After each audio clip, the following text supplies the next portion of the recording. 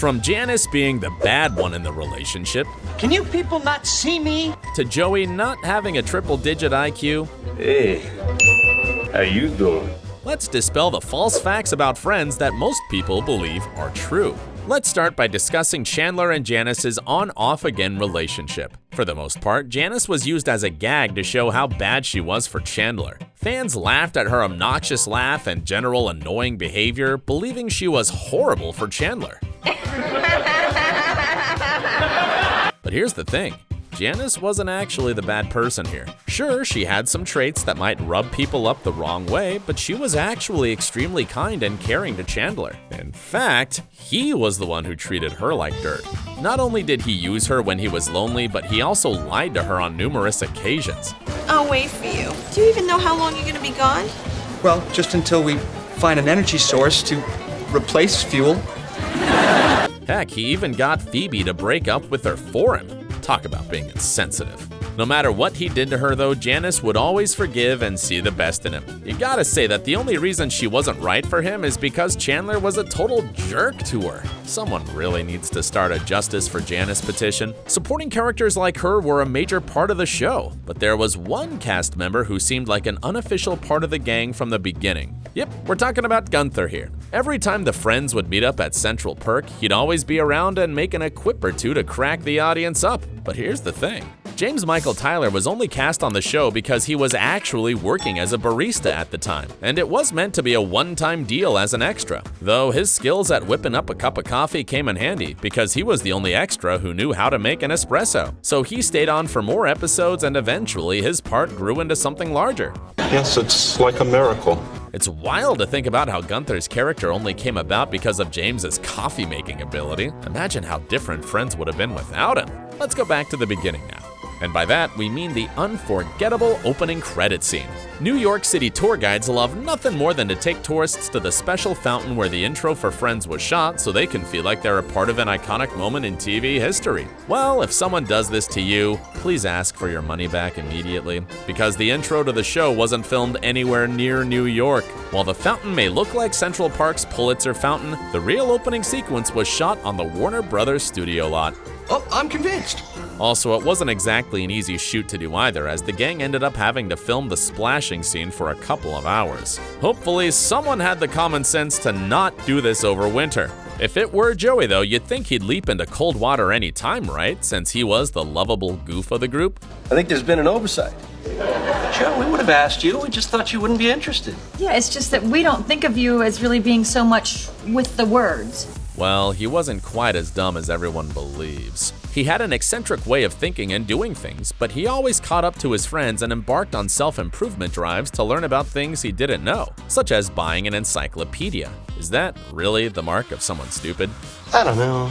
In fact, Matt LeBlanc believes that Joey wasn't dumb, but just different from everyone else. He told The Hollywood Reporter the following: "For me, he was never dumb. For me, he was always just incorrect. He had his own sort of parallel universe stream of logic.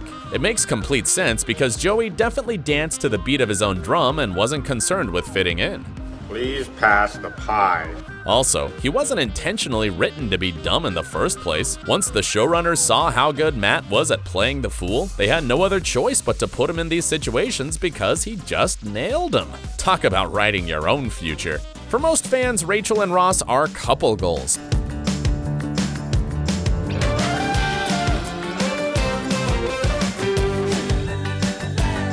They're the two people who make it in the end despite the overwhelming odds. It's cute and heartwarming, like a fairy tale. Especially because Ross is the nerdy nice guy who got the pretty girl in the end, right?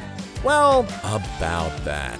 Ross wasn't exactly a perfect boyfriend, simply because he can't be trusted around women. Has everyone simply glossed over the fact that he cheated on both Bonnie and Julie because they aren't Rachel?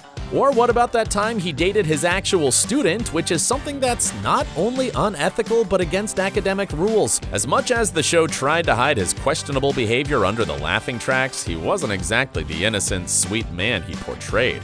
He made a lot of mistakes and was forgiven when maybe he shouldn't have been. I don't know. I don't understand. Mic drop. And while we're on the topic of the main couple, there's another false fact that needs to be addressed here.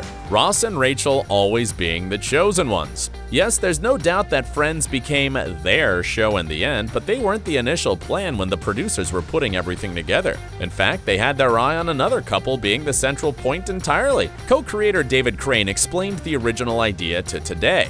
He said, "When we were originally conceiving the show, we actually thought that Monica and Joey might become a thing, and then we cast it. And just went, that's not the right energy because now they're faces and they're people." Funny enough, the idea of pairing the two didn't go away altogether after that. The writers considered putting them together before it was decided that Chandler and Monica's relationship was too hot to ignore. And that's mostly down to the fans whose overwhelming positive reaction to the couple inspired the writers to continue in that direction.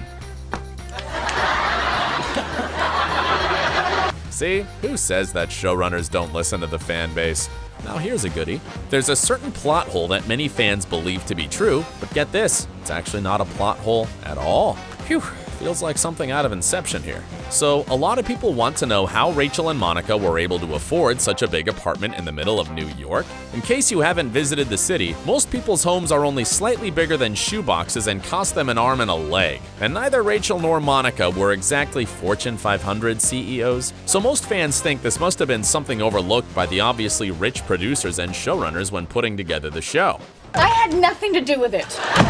Well, turns out that's a completely inaccurate assumption. Before Monica actually moved into the apartment, her grandmother had lived there, and Monica is technically subletting it and not paying the right amount for it. It might sound a little bit too convenient for the story's purpose here, but it was still addressed in an episode. So the next time someone wants to argue about the accuracy of the show, hit them with this undeniable truth bomb.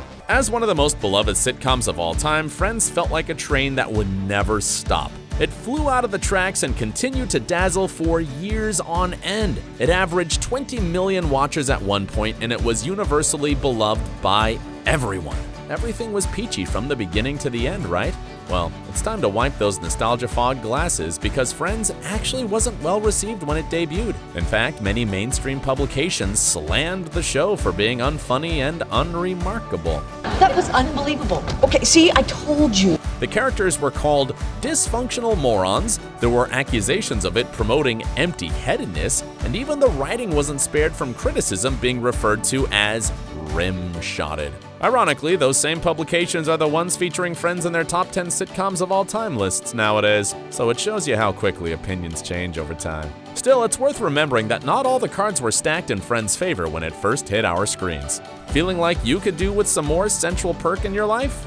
We got you. Be sure to check out our Ultimate Friends quiz to see just how much you truly know about this iconic show. And while you're at it, don't forget to like, share, and subscribe to the channel. Thanks for watching, and stay awesome.